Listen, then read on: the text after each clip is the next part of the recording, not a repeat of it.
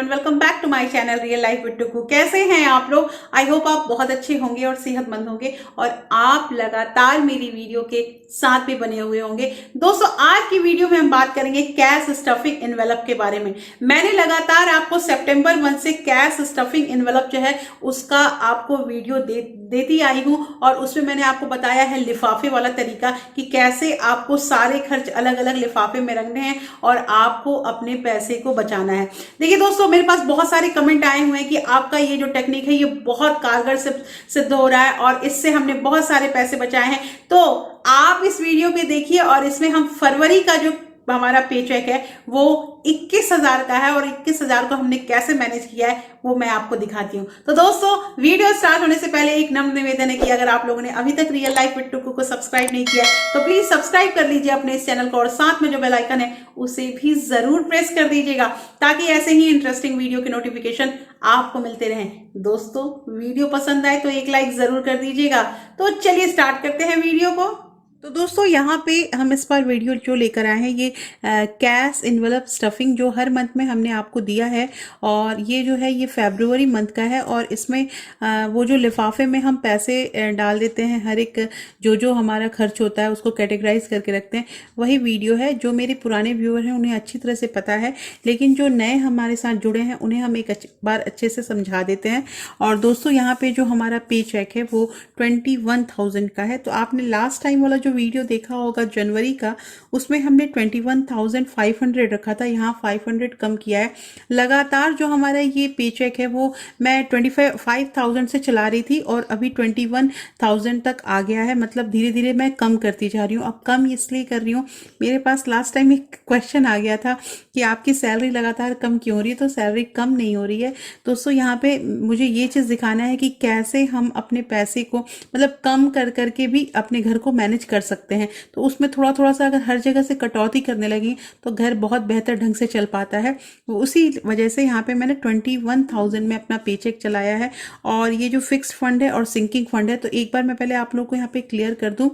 तो दोस्तों देखिए, सब घर जितने भी घर होते हैं सबका खर्च अलग अलग होता है, सबकी इनकम जो है वो भी अलग होती है। तो ऐसा नहीं है कि सब लोग अपने घर को 21,000 में ही चलाते होंगे। किसी का घर जो है इससे ज़्यादा में चलता होगा क्योंकि उनके खर्च ज़्यादा होंगे, किसी का कम में भी चलता होगा क्योंकि खर्च कम होंगे। लेकिन यहाँ पे मैंने एक जो लमसम अमाउंट है उसको लेके मैं चली हूँ और ये एक मेथड बताया गया है कि आप अपने घर को कैसे मैनेज कर सकते हैं। जितनी भी आपकी सैलरी है उसके अकॉर्डिंग आप कैसे मैनेज कर सकते हैं, कैसे आप सेविंग कर सकते हैं, ये सारा कुछ मैंने बताने की कोशिश की है। तो दोस्तों, जैसा कि आपको पता है कि जनवरी में हमारा जो रेंट है वो पहले 7,000 जाता था, लेकिन जनवरी मंथ से हमारा जो रेंट है वो 10% इंक्रीमेंट हो गया है। तो 7,700 अब हमारा रेंट जा रहा है। और बैंक जो हमने 1,000 की आरडी रखी है वो वहाँ पे 1,000 रुपीज़ गया। बिल जो है जैसे इलेक्ट्रिसिटी बिल होता है, इस मंथ में हमारा बिल्कुल भी बिल नहीं गया। रीज़न ये था कि दिल्ली में केजरीवाल गवर्नमेंट ने 200 यूनिट जो है वो फ्री कर दिया है और लकली इस मंथ में हमारा 200 यूनिट से ज़्यादा नहीं उठा। इस वजह से हमारा जो इलेक्ट्रिसिटी का बिल है वो ज़ीरो हो गया, इसलिए मैंने इसको यहाँ पे क्रॉस कर दिया है। फीस जो है वो 3,000 जाती है। अच्छा, यहाँ पे एक क्वेश्चन आया था कि जो आपका ये 3,000 जो फीस जाता है तो बोर्ड कौन सा है। तो मैंने बताया भी था कि मेरी बच्ची का जो बोर्ड है वो आईसीएसई बोर्ड है। तो ऐसा नहीं है कि अलग अलग स्टेट में अलग अलग सिटी में जो स्कूल्स होते हैं सबकी फ़ीस अलग अलग होते हैं। ऐसा नहीं है कि आईसीएसई बोर्ड में कहीं 3,000 होगा तो कहीं मतलब हर जगह 3,000 ही होगा, कहीं 5,000 भी होता है। और बहुत जगह तो ऐसे हैं जहाँ मैंने पता किया है कि 3rd क्लास में मेरी बड़ी वाली बेटी है, अभी उसकी 3,000 फीस जा रही है और वो मतलब मैंने एक जगह और पता किया है तो वहाँ पे 1,800 रुपीज़ ही जाते हैं सेम मतलब स्टैंडर्ड में, और बोर्ड वही है। तो अलग अलग स्टेट का थोड़ा फ़र्क पड़ जाता है, अलग अलग सिटी का, इसलिए ये फिक्स नहीं है कि हर जगह एक ही मतलब फ़ीस जाएगी। उसके बाद गैस में हमने 900 रुपीज़ रखा है, ग्रॉसरी में 2,000, मिल्क जो है वो 1,500 और वेज एंड फ्रूट्स जो है वो 1,500। तो इसको जब हमने टोटल किया तो यहाँ पे हमारा हो रहा है 17,600। मतलब फिक्स्ड फंड जो है वो हमारा 17,600 के बराबर है। और दोस्तों, इसको कैसे स्टफ़ करना है वो एक बार मैं आपको बता देती हूँ और उसके बाद हम आएंगे सिंकिंग फंड में। तो एक बार इसे क्लियर करते हैं हम। तो दोस्तों यहाँ पे जैसे हमारा अलग अलग ये मैंने फिक्स्ड फंड का जो है वो इन्वेलप कर रखा है, rent, bank, bills, fees, gas, ये मतलब हर मंथ में मैं इसी पे जो है अपना जो भी हमारा कैश है वो मैं स्टफ करती हूँ। तो एक बार मैं आप लोगों को करके यहाँ पे बताती हूँ। जैसे कि ये रेंट जो है हमारा, इसमें हमारा 7,700 जो जाता है वो चीज़, तो उसके अकॉर्डिंग हम यहाँ से ले लेंगे 2, 3, 4, 5, 6, 7, 8, 9, 10, 11, 12, 13, 14, 15 और उसके बाद और हमें चाहिए 200, तो एक यहाँ से हम 200 ले लेंगे। तो ये जो है हमारा, एक बार फिर से हम काउंट कर लें, 4, 5, 6, 7, 8, 9, 10, 11, 12, 13, 14, 15 और ये। तो दोस्तों ये हमारा हो गया टोटल 7,700। तो ये जो है हमारा रेंट में चला जाएगा। तो हम इसके जो एनवेलप है उसको स्टफ़ कर देंगे। और ये जो पैसे होते हैं ना, इससे क्या होता है कि हमारा सारा कुछ अनुमान रहता है कि हमें कितना खर्च करना है और उसी के अकॉर्डिंग हमारा पैसा जाएगा। जैसे कि बिल्स, तो बिल्स में मैंने आप लोग बताया कि इस बार इलेक्ट्रिसिटी बिल कुछ भी नहीं है, इसलिए यहाँ पे ये ज़ीरो हो जाएगा। बैंक जिसमें हमारा 1000 रुपीज़ जाना है, तो हम इसमें फिर अपना 1000 रुपीज़ रख लेते हैं, इसे भी।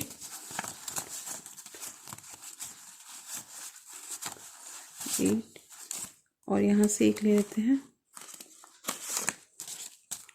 तो ये जो होगा ये हमारा चला जाएगा दोस्तों ये बैंक में, मतलब 1000 रुपीज़ की आरडी जो है वो स्टफ़ कर देंगे।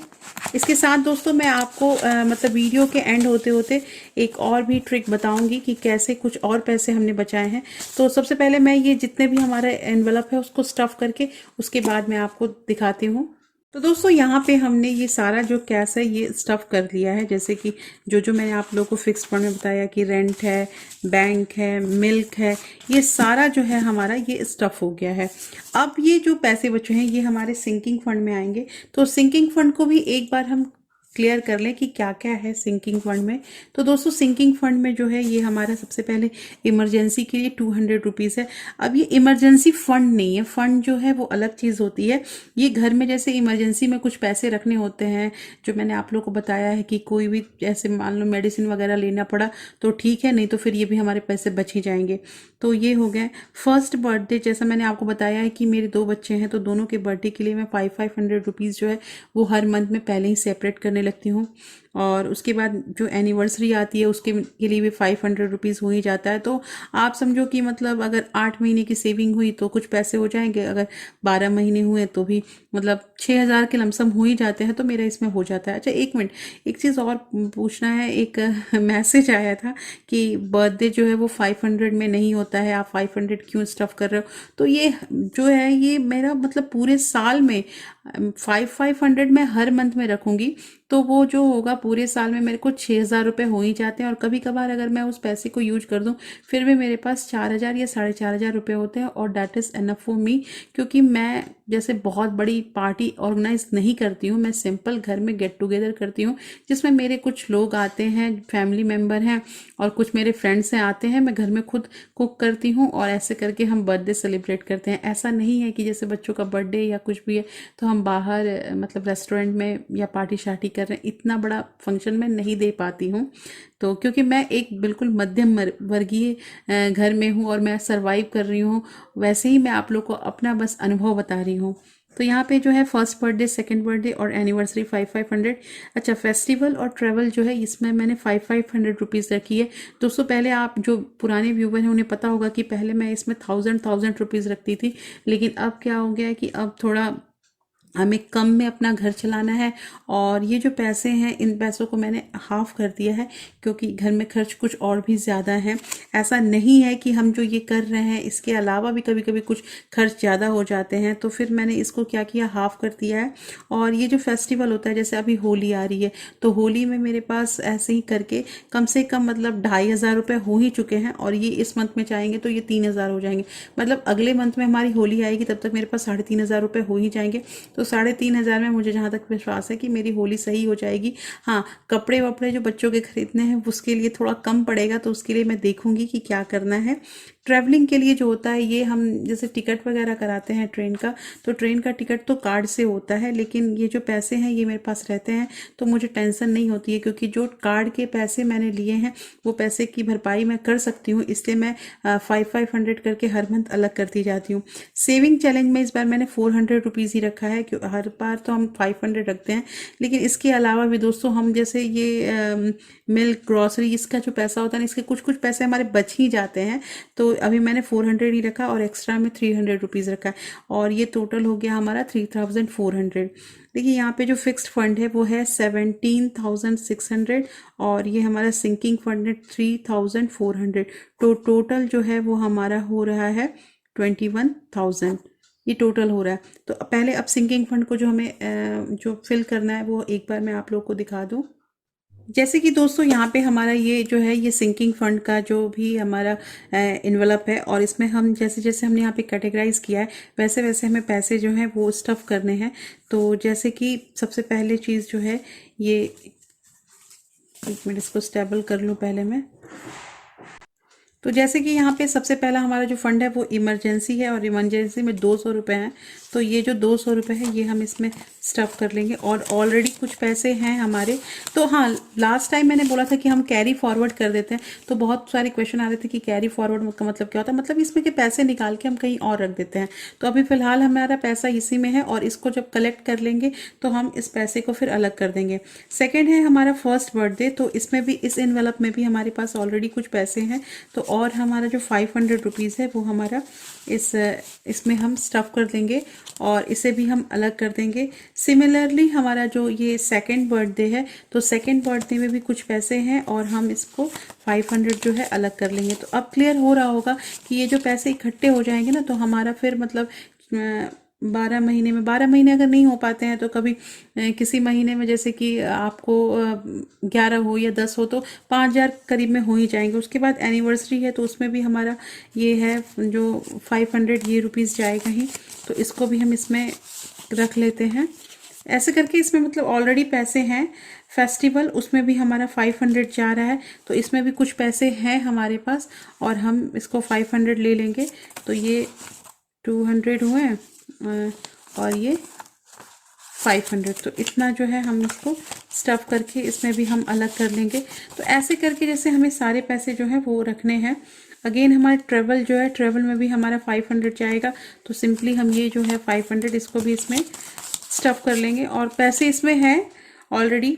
उसके बाद हमारा जो यहाँ ट्रैवल तक हम आ गए, फिर हमारे पास है सेविंग चैलेंज और उसके बाद हमारे पास है एक्स्ट्रा। तो सेविंग चैलेंज में जो है हमारे पास वो जाएंगे टोटल, तो इसमें 400 रुपीज़ जाएंगे। तो 400 जो है ये हमने, ये हमारा हो गया 400। तो इसको हम, ये हर मंथ में यूज़ हो जाता है इसलिए ये हमारा जो है ये खाली रहता है इन्वेलप, तो इसमें हमारा ये 400। हर मंथ में तो हम 500 लेके जाते थे, इस मंथ में हमारा 100 रुपीज़ कम है और लास्ट में हमारे पास 300 रुपीज़ है। तो ऑलरेडी हमारा जो है इसमें कुछ पैसे हैं और 300 हमें करने हैं, तो ये हमारे पास 100, 200 और उसके बाद ये हमारे पास है 60 और ये हो गए 40।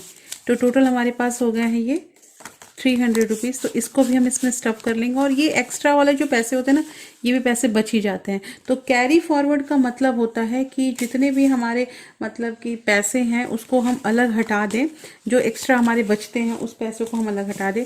तो इस तरह से दोस्तों यहाँ पे हमने सिंकिंग फंड जो है इसे भी कंप्लीट कर लिया है। और ये थोड़ा सा मतलब देखो आप, ये ना ज़्यादा भारी हो जाता है तो मैं इसको कुछ कुछ पैसे अलग कर देती हूँ।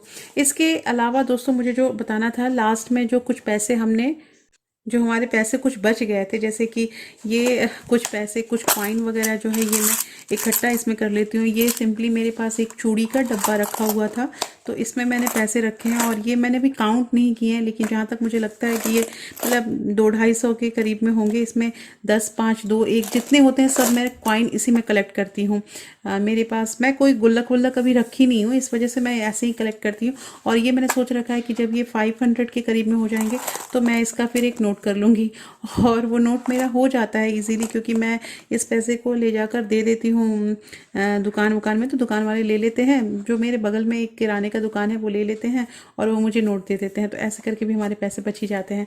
तो दोस्तों कैसी लगी आज की वीडियो मुझे बताइएगा, और ये जो इन्वेलप हमने स्टफ़ किया है इसके बारे में भी बताइएगा कि आप लोगों को मेरा ये मेथड कैसा लगा। और मुझे पता है कि ये मेथड आप लोगों को बहुत पसंद आता है, क्योंकि मेरे पास कमेंट आते हैं कि आपका ये जो तरीका है पैसे सेव करने का ये बहुत बढ़िया है। तो दोस्तों इनकरेज कीजिए और वीडियो को ज़्यादा से ज़्यादा शेयर कीजिए। आप लोग के प्यार और सपोर्ट की वजह से ही हमारा जो ये चैनल है वो आगे जाएगा, और हमारी जो मुहिम है कि हम कुछ करके दिखाएंगे, भारतीय नारी सब पे भारी, ये चीज़ हमें दिखाना ही है। तो इस मुहिम में प्लीज़ आगे बढ़िए। तो फिर मैं मिलती हूँ आपसे। तो देखा दोस्तों कैसे हमने यहाँ पे अलग अलग जो भी हमारी राशि है उसको अलग अलग लिफाफे में रखा है।